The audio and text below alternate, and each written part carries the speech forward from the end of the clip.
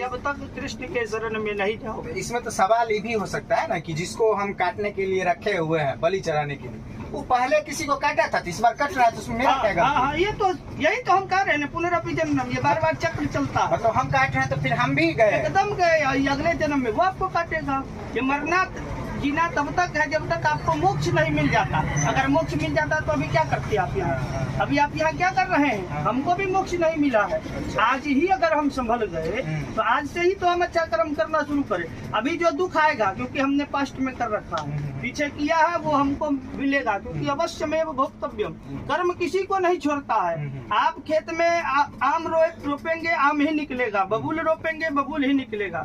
जैसा फसल बोओगे वैसा ही आपको ही काटना पड़ेगा। महाराज जी, शास्त्र में बलि प्रथा का कोई जिक्र नहीं, कोई जिक्र नहीं है। राजा बलि के जैसा दान, बलिदान को यहाँ पर बलि प्रदान कह दिया गया, गलत अर्थ लगा लिया गया है। अच्छा। इसीलिए न कहते हैं कि भागवत वैष्णवों का कथा है। अच्छा, वैष्णव बन करके सुनिए और वैष्णव के मुख से सुनिए। अच्छा। आजकल मांसाहारी वक्ता भी हो गया है। हाँ। पंडित जी ऐसा ऐसा है जो खुद मांस खाता है और ज्ञान दे रहा है। तो कलयुग है, यहाँ पर पाखंड पूजते, कलौ पाखंड पूजते, कलयुग में पाखंडी को ही पूजा जाता है। और जिसके पास ज्ञान है, ज्ञान वैराग्य को कोई पूछने वाला नहीं। बहुत सारा मोबाइल में हम लोग देखते हैं, अनिरुद्धाचार्य महाराज जी हों, बागेश्वर धाम वाले हों, जितने जगत गुरु हैं, जितने कथावाचक हैं जो व्यासपीठ से बताते हैं, हर कोई ये चीज बताते हैं कि जीव हत्या पाप है। पाप है। सुनने के लिए भी लाखों लोग बैठे रहते हैं, टीवी पे भी लाखों लोग देखते हैं, मोबाइल में भी देखते हैं, फिर भी तो लाखों जीव को बलि चढ़ाया जाता है। इसलिए कि कोई वक्ता उस पर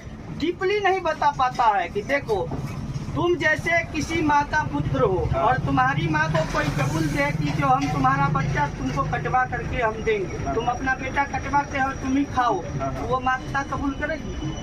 आपकी माता हो, हमारी माता हो, हमारी माता कहे कि इसको काट के आप खाओ, वो खाएगी? भले वो अगर जानवर भी रहेगी तो नहीं खाएगी। एक गाय को भी अपने बच्चा से प्रेम है।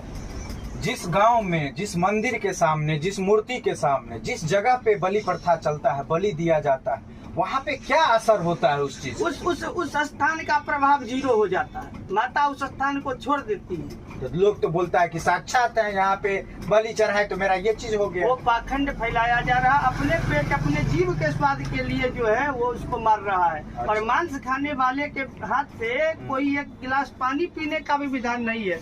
जब मनुष्य पानी नहीं पी सकता है तो तुम मांस खा करके कितनों पूजा पाठ कर लो, ब्रह्मांड का सभी देवी देवता की सिद्धि प्राप्त कर लो, तुम्हें कभी सिद्धि नहीं मिलेगी। जो आदमी बलि चढ़ाता है या जीव हत्या करवाता है किसी भी तरह से, भगवान उसकी पूजा स्वीकार नहीं करते। कभी नहीं, जीवन में नहीं करेंगे। पानी भी